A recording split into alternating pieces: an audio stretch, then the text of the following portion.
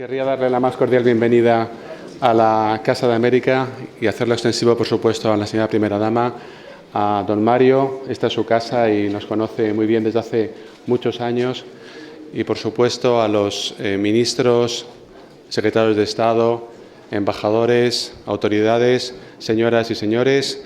Para esta casa es un verdadero honor poder recibir al presidente de la República de Argentina y a don Mario Vargas Llosa para escuchar esta conversación en torno a la libertad y al futuro. Soy Gerardo Bongiovanni, secretario general de la Fundación Internacional para la Libertad.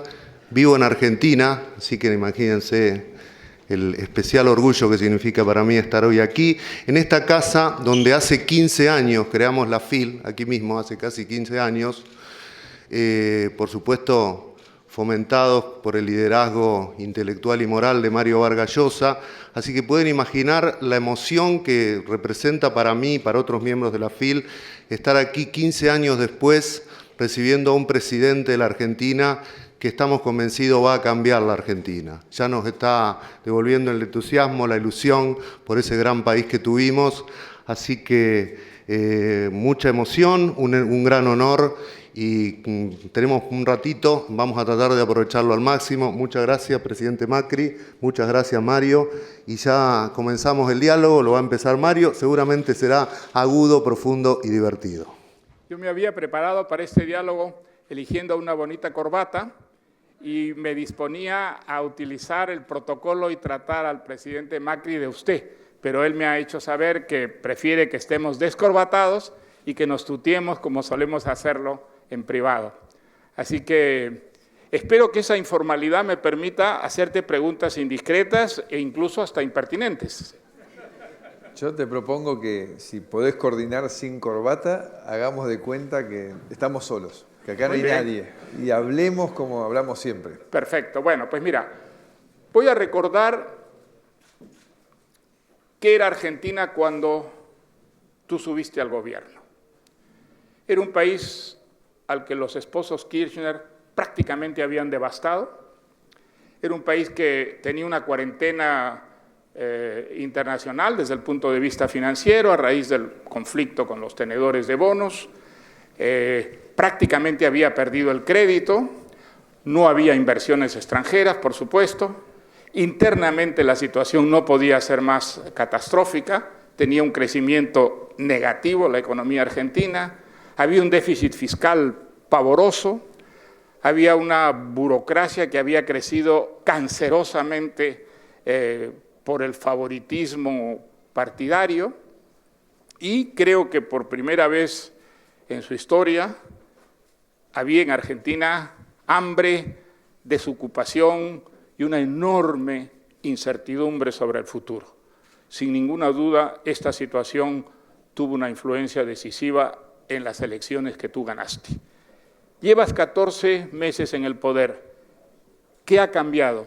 ¿Qué ha hecho tu gobierno para remediar esta situación crítica en la que encontraste a tu país? Lo más importante, Mario, estos momentos que nos provocan los celulares, ¿viste? Es una cosa espantosa. Sí. Ahí me sonó ayer comiendo con el rey, un juego de Antonia. Antonia me usa mi celular y me dispara juegos de golpe el celular. Entonces, y después no sé cómo pararlo. Pero bueno, ¿qué hemos logrado? Yo siento que lo más importante que hemos logrado y que mi gobierno expresa, no lo creó, o sea, yo quiero ser bien claro. Sería muy lindo decir que yo logré meterle en la cabeza a los argentinos la posibilidad del cambio. No, esto fue de abajo hacia arriba. Y yo fui la expresión de una mayoría que se animó a vencer el sentimiento peor que le puede pasar a una sociedad, que es la resignación.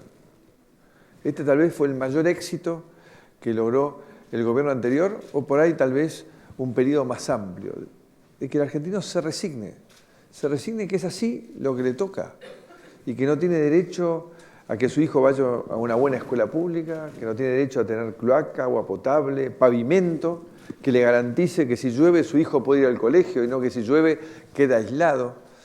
Y eso fue lo que se movilizó en la Argentina, y eso es lo que continúa hoy. una Argentina que ese diagnóstico en 14 meses no se cambia, claramente, porque el déficit fiscal lo estamos bajando, pero recién bajamos de 5,2 a 4,6. Este año esperamos llegar a 4 y el año que viene a cerca de 3. Por suerte el mundo nos acompaña en hacer una transición gradual, pero lo importante es que... ¿Y la situación internacional? Ayudó, por eso digo, el mundo se nos abrió frente al mundo que había dado a pérdida Argentina. Hoy nos recibe como nos ha recibido hoy acá en España, que va a costar volver, porque estamos todos, la delegación, la familia, todos tanto afecto, tanta distinción, tanta calidez, que es algo que nos abruma. Y bueno, y eso muestra que, bueno, que la Argentina sigue a la luz de los ojos del mundo entero teniendo un lugar reservado, un lugar de liderazgo que el mundo espera que lo ocupe, porque el mundo necesita de países que lideren y que ayuden a llevar la estela del progreso hacia adelante, ¿no? Entonces lo que siento es que más que nada recuperamos en la Argentina es la ilusión, la esperanza, la libertad de expresarse. O sea, pensar que durante años no tuvimos más una conferencia de prensa, o sea, nadie contestaba nada, había apagón estadístico, o sea, la inflación la dibujaba un señor y se ponía de acuerdo al presidente, decía la inflación es el 3%, por que fuese el 25%, y la pobreza, llegaron a decir que había más pobres en Alemania que en Argentina, o sea, las cosas que escuchamos fue que hacía mal a la cabeza, ¿no? Y aparte es un sistema que también está pasando en el mundo, en otros lugares, de no discutir ni con los números ni con la realidad sobre la mesa y decir, esto no es una mesa, esto es un auto. Y entonces ahí ya no te puedes poner de acuerdo. O sea, ya no hay manera no hay ningún punto de encuentro si partís de semejante mentira. Y eso es lo que siento que más hemos logrado en la Argentina, empezar a comunicarnos con la verdad y decir, sí, hicimos los números y dio que 1 de cada 3 argentinos está en la pobreza. Y aunque nos duela, hay que ponerlo sobre la mesa y empezar a trabajar para reducir la pobreza, no negarla. Cosa, presidente, entiendo que en tu gobierno, en quienes apoyan tu gobierno, hay una discusión hoy día muy intensa entre los llamados gradualistas y los partidarios del shock, ¿no es cierto? Los gradualistas quieren que las reformas vayan poco a poco, piensan que si se aceleran y se hacen simultáneamente, eso puede provocar una reacción muy negativa desde el punto de vista político. Y los partidarios del shock más bien piensan lo contrario, piensan que si no se hacen las reformas ahora y de una vez, con el costo social que ellas siempre traen, va a ser muy difícil hacerlas después. Tú, frente a esta polémica, ¿qué postura tienes? No, obviamente si estamos yendo en forma gradual es porque yo estoy convencido de eso, porque soy el que toma las decisiones finales en este gobierno. Y la verdad que es producto de mi experiencia de años, ¿no? Me pasó, que para mí fue mi primera escuela cuando conduje Boca Juniors, me pasó cuando fui alcalde de Buenos Aires, que también fue una experiencia maravillosa y una tarea increíble, que los cambios culturales hay que hacerlos en forma acompañada. Uno puede caminar delante, pero uno no se puede ir 10 kilómetros delante, porque ya el tipo perdió la referencia. Si él no tiene su GPS propio, no sabe para dónde tiene que ir. Entonces uno tiene que ir a un paso con la reforma en el cual todo el mundo la puede ir entendiendo, la pueda ir absorbiendo, elaborando. Y eso es lo que estamos intentando, ¿no? Que este cambio que empieza desde la búsqueda de la libertad institucional, la libertad de los derechos, la libertad de expresión, la libertad de sentirse capaz de elegir, a que vayan entendiendo qué cosas hay que reformar desde lo económico para fortalecer esa libertad. Entonces, ¿cuáles son las reformas más importantes que has hecho? Y lo más importante, porque era el símbolo de la resignación y de que no podíamos ser libres, era el cepo cambiario. O sea, hace 5 años que en la Argentina vos comprabas dólares y el gobierno quería, y si no, no. Y el miedo era ese, ¿cómo salimos? Porque también viene este síndrome, una especie de síndrome de Estocolmo, ¿no? O el síndrome también del que sale de la cárcel. Viste que muchas veces el que está en la cárcel llega un momento después de tantos años de condena que no se anima a salir. Bueno, acá todo el mundo me decía, no, si sacás el cepo explota la Argentina. Y yo lo dije en la campaña, que un momento que casi nos cuesta la campaña, que yo iba a sacar el cepo en una semana. Todo el mundo dijo, este tipo está loco, ¿cómo va a hacer eso? Y yo decía, no, en la Argentina es un problema de inseguridad, de miedo, no es que falten dólares. Todo el mundo tiene dólares abajo del colchón, o sea, mucha gente ahorra lo que puede, aunque sea 100 dólares, pero lo conserva para que no lo roben con la inflación. Hasta la gente más humilde trata de ahorrar en lo poquito que pueda en eso. Entonces digo, es cuestión de que todo el mundo vuelva a confiar. Entonces tenemos que salir de esto. Y ganamos y le dije al equipo, quiero en una semana salir de cepo. Por suerte tuve apoyo en varios ministros y arrancamos a decir, lo hacemos. Y bueno, y funcionó, y funcionó. Y la segunda cosa que dije es, la Argentina no puede estar más en la lista de deudores, no puede ser más un moroso, tenemos que resolver el default. Entonces se van a Nueva York y no vuelven hasta que no consigan un acuerdo. Se quedan a vivir ahí. Y se fueron ahí, fuimos llevando el tema, el juez giró y cuando vio nuestra vocación de pago, se alejó de los que habían aprovechado de las irregularidades de la Argentina. Obviamente, la Argentina le dio la posibilidad, ¿no?, al haber caído en default. Entonces, pero el juez tomó una posición mucho más pro resolver el tema, y yo creo que esas dos cosas fueron fundacionales, ¿no? La tercera, diría yo, coherente con lo que hace el mundo entero, tampoco son cosas geniales, es sacar las restricciones a la exportación. O sea, el mundo entero en la lucha por tener trabajo para su gente, cada país, cada gobierno, lo que busca es ver en qué más puede producir y exportar para que su gente tenga trabajo. La Argentina era el único país que le cobraba impuestos a los que exportaban.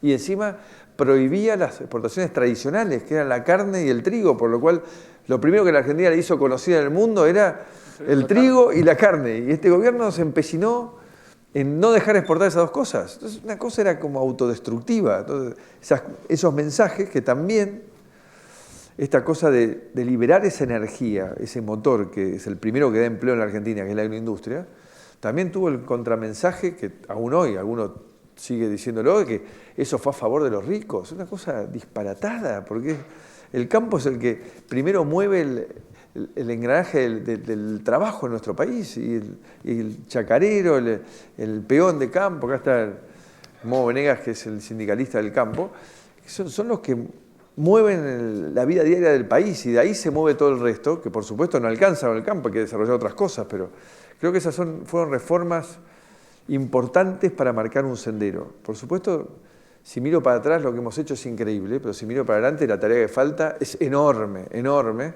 pero lo importante es dar un paso todos los días, ¿no?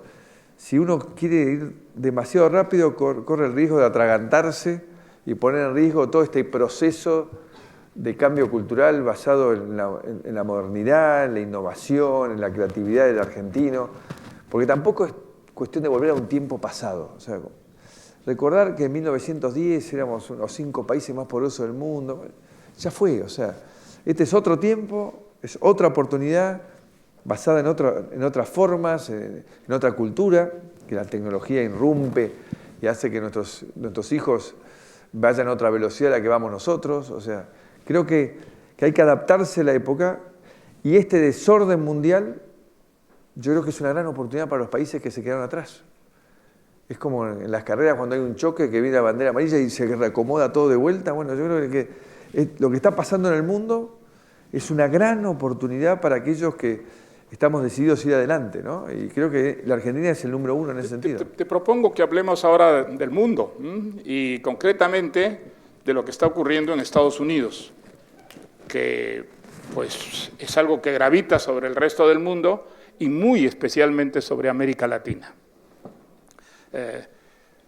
Sé que estás obligado por razones de Estado a ser prudente en tus juicios, y no te voy a pedir una opinión sobre el presidente Trump, pero sí sobre ciertas políticas del presidente Trump que tienen una gravitación muy directa sobre América Latina. Por ejemplo, el proteccionismo. El proteccionismo pues ya ha provocado verdaderas catástrofes en México.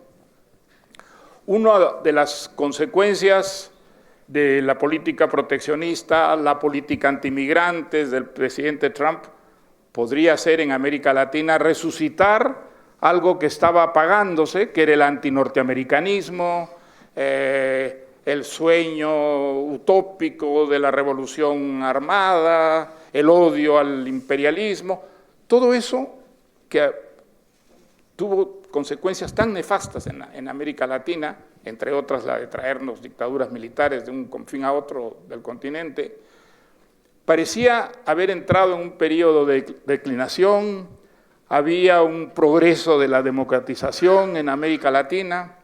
Te quiero hacer dos preguntas frente a ese contexto. ¿Tú crees que desde el punto de vista político el antinorteamericanismo, el marxismo, la revolución van a tener un rebrote en América Latina? Y en segundo lugar, ¿cuáles pueden ser los efectos de la política proteccionista de Trump para las economías latinoamericanas? Yo diría que la etapa que nos toca por delante es contraria a la ideologización, ¿no? Por definición, el sistema, la velocidad con que va la comunicación, el individualismo de la tecnología, es contrario a esta cosa de los movimientos de masa y los liderazgos mesiánicos permanentes, ¿no? Yo siento como que es al revés, es como todo mucho más dinámico. Lo que también hay en el mundo hoy que recorre, que es una fuerza que no se la puede subestimar, que es tremenda, que es el miedo. El miedo frente a la incertidumbre. Y se confunden cosas, se confunde globalización con revolución tecnológica. Porque Estados Unidos se cierra, la tecnología la tiene en casa. Los robots los hacen en Estados Unidos, los diseñan. Los autos autotripulados, dicen que el camión de una cervecería va a empezar a circular con camiones autotripulados, están dentro de Estados Unidos. Y eso es lo que destruye el empleo tradicional. No es la globalización. Y queda claro que si uno mira los 30 países del mundo que más crecieron en los últimos 20 años, son los que más comerciaron entre ellos. Y si vemos los que menos crecieron, la Argentina, que uno de los más cerrados de todos. Tampoco es lógico de pensar que una apertura inmediata pueda ser exitosa. Tiene que ser un proceso gradual de entendimiento para un país como el nuestro que viene de estar cerrado, y también un proceso de entendimiento de los que están abiertos a entender por qué están perdiendo trabajo y cómo defenderse frente a hechos que es mentira que hay que sabe. Yo no sé, yo escucho a los grandes gurúes de Silicon Valley que dicen que no nos preocupemos, que la tecnología va a generar tantos nuevos trabajos como los que destruye. Yo creo que ellos tampoco lo saben. Tal vez vamos a un mundo en el cual haya mucha menos gente que tenga que trabajar activamente en cosas productivas y más en contención social. O sea, estamos en un mundo de cambio y esos miedos manejan elecciones, ¿no? El Brexit, Estados Unidos. Entonces yo creo que la Argentina es un ejemplo tal vez de los países que es primero la siguiente ola, porque ya probamos este tema de aislarnos, de querer vivir con lo nuestro, de tener fórmulas mágicas, y no funcionaron. Y estamos yendo hacia donde venía el mundo y se quiere ir. Entonces es como paradójico para nosotros decir, ¿qué está pasando acá? Quisiera recordarte, en una reciente visita a Chile, tú dijiste algo muy interesante, dijiste frente al proteccionismo, nosotros, es decir, América Latina, debemos acelerar la globalización. Sí. Y, por ejemplo, ¿por qué no procuramos acercar a la Alianza del Pacífico y a Mercosur, que en realidad eran dos tratados de políticas muy diferentes? El Mercosur, pues a diferencia de la Alianza del Pacífico, que quiere abrirse, que quiere unirse para integrarse mejor a los mercados del mundo, el Mercosur era más bien nacionalista, estatista, cerrado sobre sí mismo. Totalmente. ¿Tú ves una posibilidad? Hay un shift importante, hay un cambio importante de visión. Estuvimos hace poco con el equipo en Brasil y la verdad que fue una reunión histórica en la cual dijimos, vamos a ir por un acuerdo con la Unión Europea, que parece ser que hay una ventana de oportunidad y que se pueda acelerar. Sí, entonces aceleremos el Mercosur, porque también tenemos muchas ambigüedades. Nosotros no tenemos moneda única, ni políticas macroeconómicas coordinadas, y ahí acordamos cosas históricas, hasta de colaborar en conjunto en consulados, a unificar todo el sistema sanitario, fitosanitario y técnico de aprobaciones, para que realmente la integración proceda sin trampas, porque siempre se caen estas reglas para evitar y poner trabas a la integración. Entonces dijimos, bueno, hagámoslo y después estudiemos sector por sector, démonos tiempo, pero tomemos como el caso piloto de la integración al mundo, el integrar nosotros y después ir hacia una integración mundial. Y la segunda etapa tiene que ser la Alianza del Pacífico, porque son nuestros vecinos, ¿no? Claramente, o sea, nosotros no podemos no sumar la potencia de Chile, que hoy ya es primer mundo, los avances que ha tenido Perú, Colombia, o sea, hay países que realmente han evolucionado muchísimo. Pero el acercamiento entre la Alianza del Pacífico y Mercosur, ¿tú la ves posible y más o menos inmediata? Sí, vamos, yo estoy de observador, la Argentina está de observador, y hay un cambio de visión, absoluto en términos de que... ¿El hecho de que Venezuela haya sido suspendida puede facilitar eso?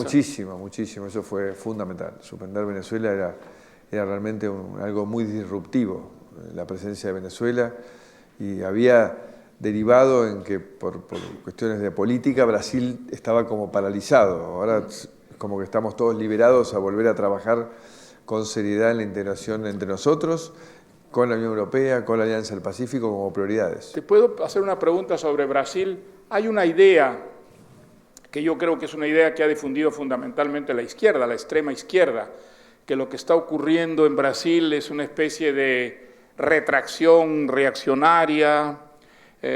Mi idea es completamente diferente. Yo creo que el movimiento en Brasil es un movimiento fundamentalmente contra la corrupción, un movimiento para regenerar la democracia a la que el grueso del público ve como algo podrido, destruida por la corrupción.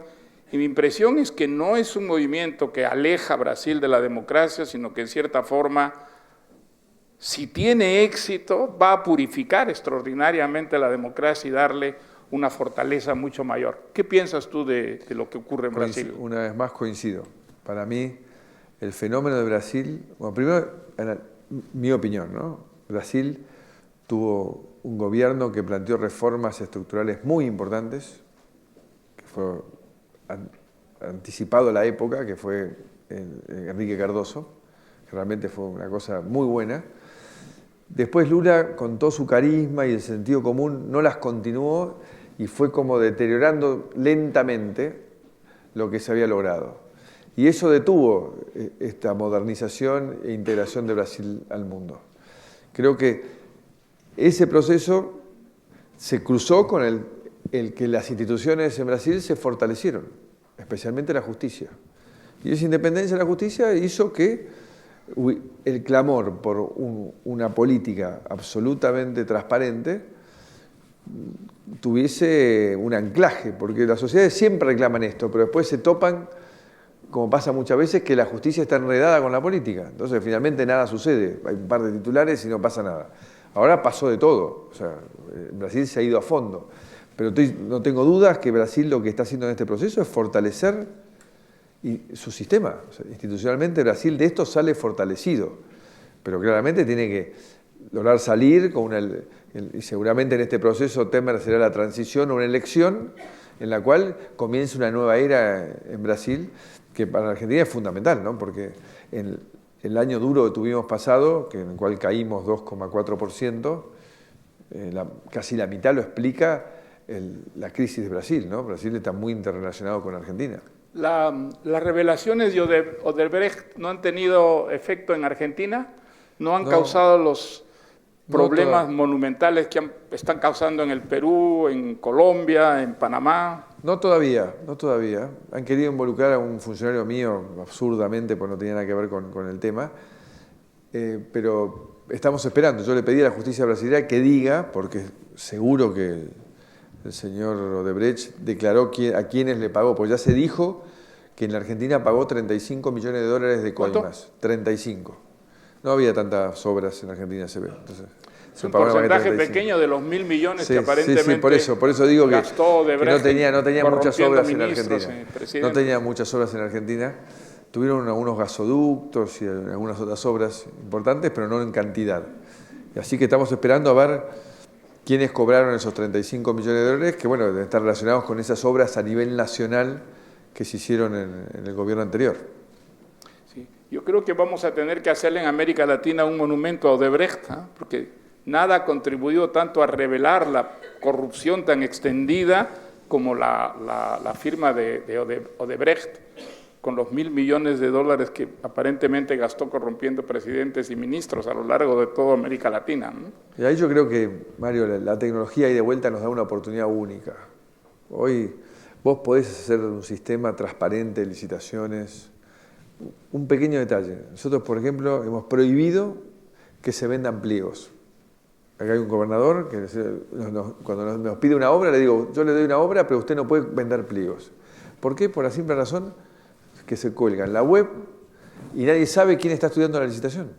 Entonces ya con eso no hay posibilidad de cartelización, no hay posibilidad de controlar lo que está pasando y aparecen cotizando obras en una provincia, empresas de otra provincia que nunca trabajó. Unificar también todos los registros de competidores. Entonces, cosas menores realmente a través de la tecnología te permiten hoy transparentar el sistema de contrataciones del Estado, tener gobierno abierto. Son herramientas que hoy no las podemos descartar. O sea, hoy hablábamos con el presidente Rajoy, despapelizar los gobiernos, o sea, todo en Internet, o sea, expedientes electrónicos. Entonces uno sabe dónde está su trámite, desde el ciudadano para una partida de nacimiento hasta un contrato importante, que todos podamos seguir las cosas que suceden, que la cosa pública sea realmente pública, en términos de control ciudadano. Creo que son herramientas que hoy te permiten un salto hacia adelante muy grande y para nuestro continente, que ha estado muy cruzado por la corrupción, va a ser importantísimo, importantísimo. Mira, en la América Latina en la que yo crecí, la gran, digamos, división era entre los partidarios de los golpes militares, que generalmente pues eran los sectores más reaccionarios, los que temían muchísimo que la izquierda tomara el poder, y la revolución. Los grandes opositores a las dictaduras militares era la democracia. La democracia era un sector muy minoritario realmente de América Latina, y lo que había al otro lado era una izquierda que no creía en la democracia, que creía en la revolución, en el socialismo. Eso, afortunadamente, en los últimos años ha cambiado de manera muy radical. Creo que ha venido un enorme desencanto de una derecha que creía en los golpes militares y de una izquierda que ha, digamos, perdido las ilusiones después de los fracasos terribles del comunismo en Rusia, en la URSS, en China popular, convertida en un país capitalista autoritario, en Cuba, un país del que los cubanos tratan de escapar, bueno, y sobre todo en América Latina el caso de Venezuela, la catástrofe que significa Venezuela. Eso le dio un chance de nuevo a la democracia en América Latina muy grande, y creo que eso explica estos procesos eleccionarios últimos en los que vemos que se van apareciendo una y otra vez gobiernos democráticos. Ahora, ese proceso para mí ha cambiado completamente. Ya el conflicto en América Latina no es golpes militares o revolución mesiánica, sino unas democracias débiles y una corrupción gigantesca, resultado de las políticas populistas que hacen muchos gobiernos democráticos, que están socavando, digamos, ese proceso democratizador de América Latina. ¿Tú crees que esa es una visión más o menos exacta de lo que está ocurriendo? Sí, y lo que han buscado estos gobiernos detrás del populismo, con fórmulas mesiánicas, con grandes batallas simbólicas, fue esconder primero la incapacidad, porque primero me parece que lo más grave en todos estos países es la incapacidad, es más el daño que le han hecho a sus países. con las malas decisiones que han tomado, la mala gestión, que con lo que se han robado. O sea, es mucho peor lo otro, ¿no? Porque para robarse 2, dilapidan 10. Y eso ha sido dramático. O sea, cuando uno mira a la Argentina, en la última década tuvimos 600.000 millones de dólares más de presupuesto en manos del gobierno kirchnerista que en el gobierno menemista, o 2 versiones del peronismo. Y uno dice, ¿dónde está ese dinero? Y obviamente nadie puede robar semejante cantidad de dinero. Quiere decir que lo que no supieron hacer es saber cuáles son las prioridades, saber desarrollar un plan de desarrollo, conectar. Hoy el mundo cada vez más se verifica que los países que crecen, entre otras cosas, son los que se logran conectar en forma física y virtual, ¿no? Fibra óptica y caminos y trenes y energía y puertos y aeropuertos. Bueno, la Argentina desarrolló en casi nada su infraestructura en 10 años y tuvo, gracias al boom de los commodities, petróleo primero que exportábamos, energía, la agroindustria, todo, tuvo un montón de dinero y no lo supieron canalizar. Eso es lo peor, porque realmente... O sea, no era solo corrupción, sino era malgasto. Y sí, y permanentemente poner en el eje la discusión temas simbólicos, reivindicativos del pasado, en vez de poner sobre la mesa los derechos humanos del siglo XXI y debatir sobre cómo construirlos, ¿no? Porque realmente hoy todos tienen que tener derecho, acceso a una educación pública de calidad. En muchos de otros países se ha fracturado entre el que puede pagar educación privada y el que no. Y acá lo maravilloso de un sistema es el que da movilidad social, a partir que el acceso a la educación lo tienen todos, no solamente aquel que puede pagar, sino es un sistema que se automargina, ¿no? Entonces creo que el desafío es ese, que la agenda sea los hechos de la vida real, ¿no? Y a ver quién discutamos entre gente, que todos queremos el progreso de nuestra comunidad, pero discutimos a ver quién es el que lo sabe implementar y llevar adelante mejor, porque bueno, la gestión es parte central de la política. La política tiene que ser realmente, ¿cuál fue mi éxito? Bueno, logré que la mayoría de los argentinos salga de la pobreza en base a tener una vivienda, cloaca, agua potable, una calle de acceso a su domicilio, una escuela, un hospital, y de ahí construye una realidad, ¿no? Y que no todo quede en un consumo superficial dentro de la casa, como ha pasado en muchos casos, que acceden a algún elemento de confort y después no tienen ni energía para hacerlo funcionar. Esto es lo que ha pasado. Entonces digo, esto es dramático, porque hay un salto hacia el futuro que nos falta. O sea, el salto al futuro es esa conectividad, que ese chico esté en Internet. Hoy un chico que no tiene acceso al mundo virtual ya tiene la mitad de la información para poder acceder a un buen trabajo el día de mañana. Entonces, ese es el desafío que tenemos que encarar todos. Y ahí es donde nos tienen que medir. Y tenemos que ser medidos. Si no, todo queda en una discusión abstracta. Y de acá hay que decir, bueno, ¿cuánta gente alfabetizaste? ¿Cuánta gente educaste? ¿Cuánta gente permitiste que se desarrolle? ¿Cuántas herramientas creaste para que esta innovación, esa capacidad se potencie, ¿no? Como pasa hoy en Argentina, que hay 1,5 millones de chicos entre 12 y 20 años que no encontraron respuesta en el sistema de educación pública. Ya es 1,5 millones de chicos que vos los marginaste. Entonces ese daño es el que hay que evitar, ¿no? Mira, yo quisiera que habláramos un poco de Venezuela, que es probablemente el caso más dramático en América Latina. Dicho sea de paso, está aquí entre nosotros el padre de Leopoldo López, que es como el símbolo de todo aquello que anda mal, la condición verdaderamente brutalmente injusta en la que se encuentra Leopoldo López, encarcelado desde hace ya 3 años. Es uno de los cerca de 200 presos políticos que hay en Venezuela, un país que debería tener los niveles de vida de Suecia o de Suiza, por la extraordinaria riqueza de su suelo, y que hoy día verdaderamente da lástima por la situación pavorosa en la que se encuentra.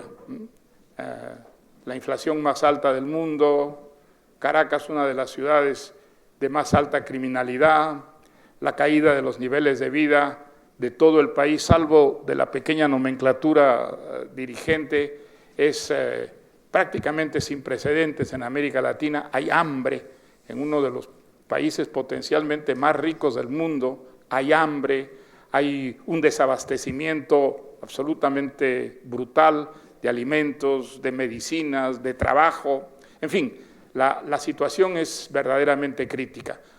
Uno se pregunta, ¿qué hacen los gobiernos democráticos de América Latina? Ahora hay gobiernos democráticos, el tuyo no es el único, hay gobiernos democráticos en el Perú, hay gobiernos democráticos en Colombia, hay gobiernos democráticos en Centroamérica. ¿Qué hacen para ayudar a los venezolanos? Una mayoría de venezolanos, sin ninguna duda, que son los venezolanos representados en la Asamblea Nacional, para acabar con la dictadura venezolana. Yo creo que hay allí una falta de solidaridad democrática. Por primera vez la OEA en mucho tiempo tiene un secretario general que es una persona realmente democrática y que está tratando de poner de activar, digamos, la Carta Democrática que aprobó toda América Latina. Y sin embargo, el obstáculo principal son los gobiernos democráticos de América Latina, no solo los gobiernos pues, chavistas, Nicaragua, Bolivia, sino los gobiernos democráticos que se resisten a dar el apoyo resuelto que deberían dar las democracias a un país que se ha convertido en una dictadura y de la que la inmensa mayoría de los venezolanos están tratando desesperadamente de salir. Yo creo que tú has sido una de las excepciones, uno de los presidentes que ha criticado de manera más transparente y categórica lo que está ocurriendo en Venezuela. Pero ¿por qué, digamos, con las excepciones tuyas, de Kuczynski en el Perú, afortunadamente, Kuczynski ha sido también muy claro respecto a Venezuela, hay esa orfandad en el apoyo a un país que está viviendo una situación verdaderamente catastrófica, ¿no? Es una situación frustrante, ¿no? Porque aparte se comprueba esto que siempre hay un escalón más hacia el infierno, porque hace un año y medio cuando yo empecé a hablar de esto, todos me decían, está en situación terminal, peor no puede estar y hoy está mucho peor. O sea, esto demuestra que la dignidad se puede ir pisoteando cada vez más. Y esto es lo que le está pasando al pueblo venezolano, ¿no? Está en una situación que vos la has descrito mejor que nadie, terrible. Y la sensación es de terrible impotencia, porque aún hay dirigentes importantes del mundo que caen en eufemismos de defender situaciones y que no es tiempo, que hay que dejar que el proceso llegue a la elección que viene en 2 años más. Y uno ve lo que está pasando en Venezuela y dice, pero esto no puede aguantar 2 horas más. Esto hay que hacer un proceso electoral, darle la posibilidad a la gente de elegir en libertad. Pero honestamente, hoy no se ve ningún tipo de mecanismo, porque hay un país que está quebrado internamente, en esta conjunción de ejército y gobierno, que impide salir de esta situación, y aquel que piensa distinto va preso. Pero ¿tú no crees que la OEA puede, si tuviera realmente el respaldo de los gobiernos democráticos, sí, de América Latina? Pero tampoco sé qué consecuencias va a tener. O sea, nosotros lo suspendimos del Mercosur, que fue una enorme batalla interna y lo logramos, porque la verdad que cuando empecé con este planteo no tenía gran entusiasmo de mis compañeros y finalmente lo logramos. Y es como que lo único que hace es potenciar el aislamiento de Venezuela y redoblar en sus políticas coercitivas por parte de Maduro, ¿no? Yo le voy a seguir diciendo lo que opino, por más que no le guste, parece que no le gusta mucho. Sí, desde luego. Pero a mí me parece que es muy dolorosa esa falta de solidaridad activa, y repito, de los gobiernos democráticos, es decir, los gobiernos semidemocráticos, los gobiernos chavistas, pues desde luego uno entiende que sean grandes obstáculos para la solidaridad, pero que los gobiernos democráticos mantengan esa neutralidad frente a un caso tan flagrante de una dictadura que hoy día es la excepción a la regla en América Latina, para mí resulta incomprensible. Incomprensible. Y la verdad que yo aparte siento que se los debo a los venezolanos, porque en los peores momentos de nuestra dictadura militar, muchos de los que emigraron, se exiliaron, fueron a Venezuela, y Venezuela los recibió. Venezuela y España fueron dos de los países que más acogieron a aquellos que tuvieron que dejar el país, con lo cual lo mínimo que podemos hacer los argentinos es reclamar y reclamar por una salida justa y democrática para los venezolanos, pero hoy tengo que ser sincero, no sé cuál es la salida, ¿no? Porque claramente el momento en que el chavismo pierde el poder, van a tener que enfrentar un montón de causas, ¿no? Por la cantidad de cosas y atropellos que han cometido.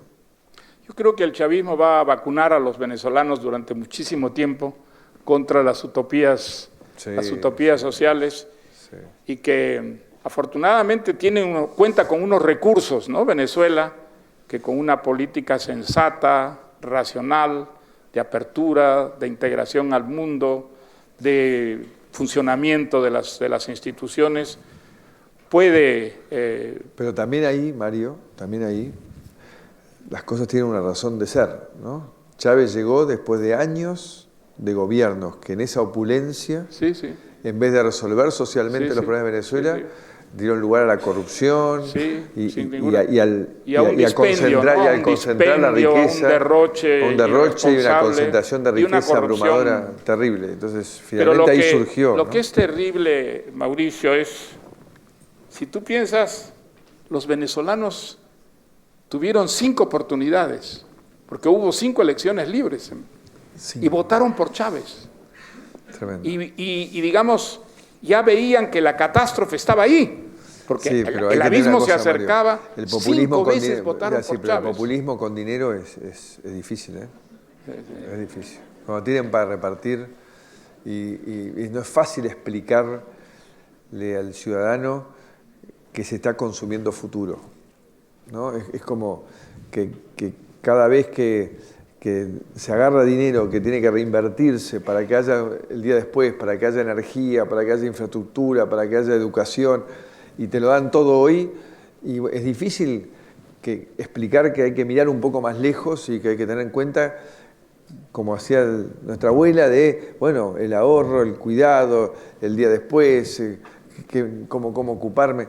Son cosas, son experiencias que estamos viviendo y que tenemos que vivir en un mundo que te empuja a la inmediatez, ¿no? A la inmediatez. Lo único que se salva en el mundo, por suerte, de todos estos vaivenes es el amor. Entonces, pues siempre hay que apostar al amor, porque eso es algo permanente. Y en eso coincidimos. Nosotros dos apostamos al amor siempre. El ¿no amor, estoy de acuerdo contigo, pero yo le añadiría a eso, además del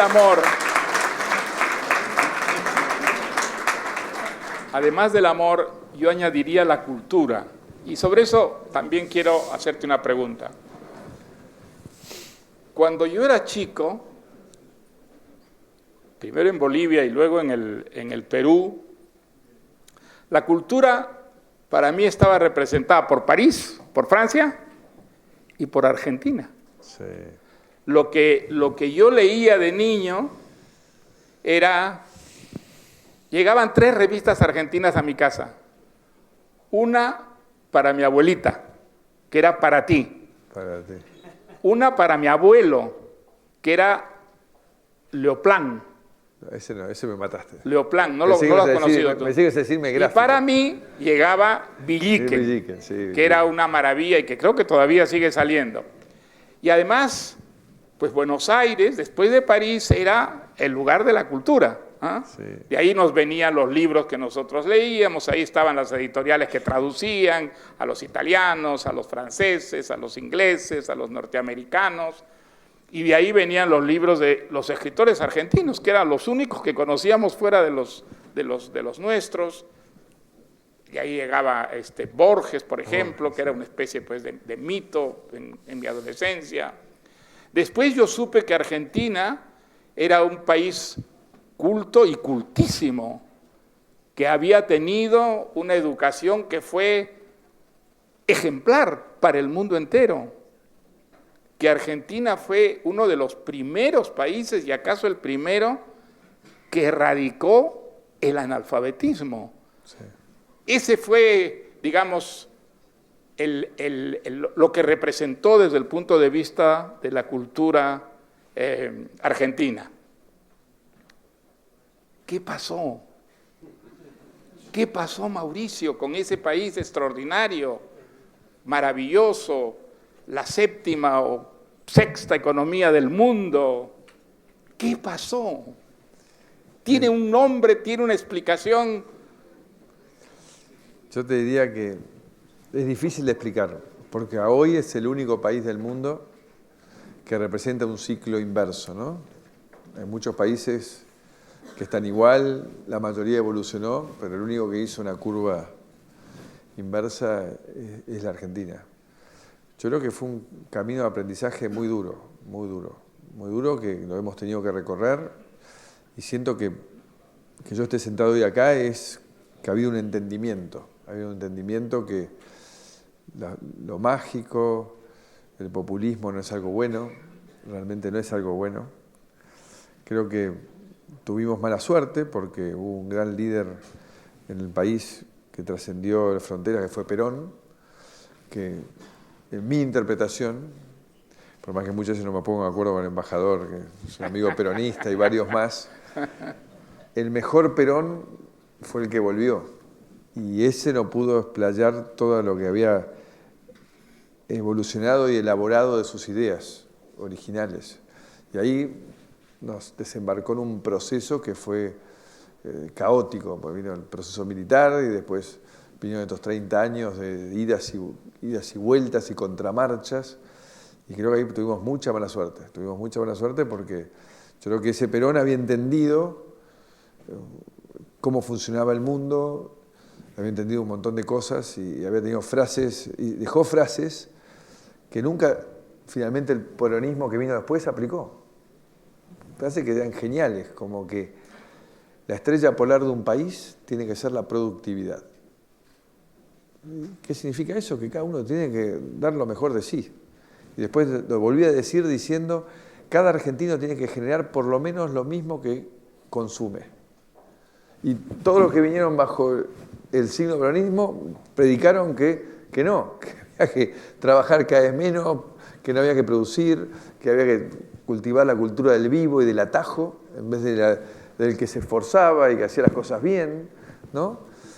No desde ese lugar de, yo no creo en el sacrificio, ¿no? Yo creo que el sacrificio es algo que no es lindo. Lo que creo sí es en lo que te dignifica, que es lo que vos obtenés con tu propio trabajo. Porque vos sos quien sos por las cosas maravillosas que creaste y que hiciste.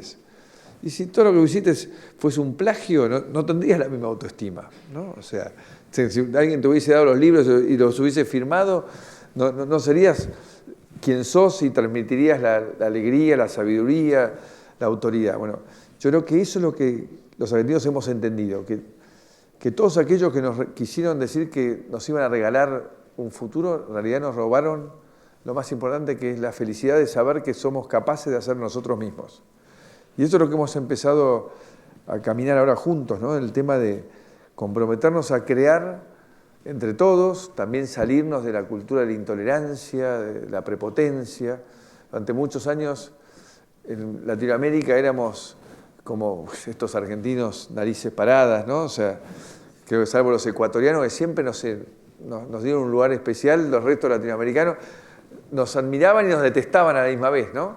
Entonces creo que tenemos que salir de ese lugar, ¿no? Salir de ese lugar porque finalmente nos fuimos los más vivos, ¿no? O sea, en toda esta época de tiempo, de dónde arrancó Chile y de dónde está hoy, ¿no? Chile hoy tiene todos los indicadores del primer mundo, lo que ha hecho Colombia, lo que ha hecho Perú, o sea, lo que ha hecho Brasil, ¿no? Que no nos oiga tu embajador aquí en Madrid. ¿Se está librando Argentina del peronismo? No es el único peronista, ¿eh? ¿Está apagándose? Yo creo que y necesitamos, porque la Argentina, como decía Perón, casi son todos peronistas, ¿no? que lo que creo que el peronismo está entendiendo. La nueva camada de gobernadores peronistas es totalmente distinta. Todavía falta más compromiso con lo que yo diría con la inversión, con la modernización, con la austeridad. Con la realidad. Con la realidad, pero es un cambio absoluto. Las anteriores camadas era como vivir en el realismo mágico permanente, ¿no? Entonces, ahora hay una toma de conciencia del mundo, de que hay que ser parte del mundo. Así que yo veo un cambio generacional positivo.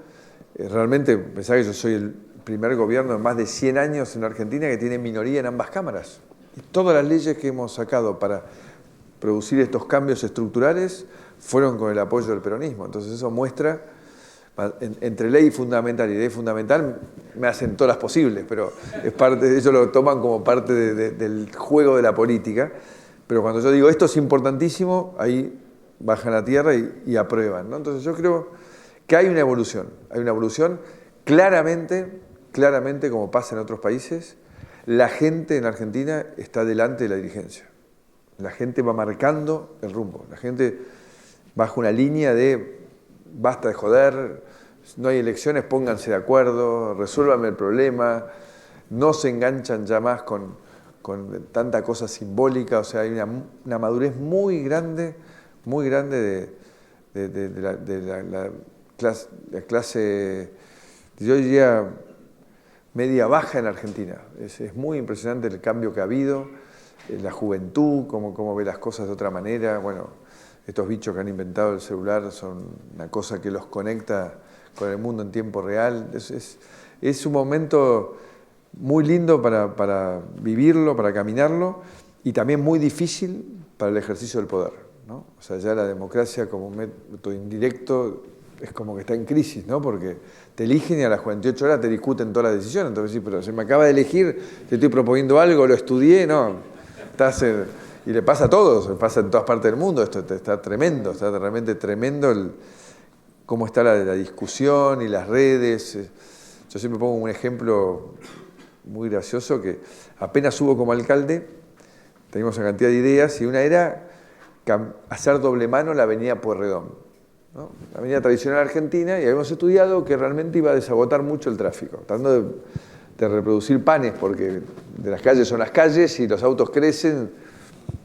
Bueno, anunciamos la decisión, se me juntaron 150 vecinos en Facebook, me empezaron a cortar la avenida, 1 kilómetro, me voy a hablar con los tipos, le digo, pero escúchenme, ¿qué es lo que pasa? No, nosotros sabemos que esto no va a funcionar, pero ¿cuál de ustedes sabe de transporte? No, nosotros vivimos acá hace 25 años y sabemos cómo funciona la avenida. Le digo, no, pero escúcheme, yo lo estudié, me traje estos tipos que estudiaron, que se supone, denme una oportunidad. No, era irreductible. Bueno, finalmente la puse igual y fue un éxito, ¿no?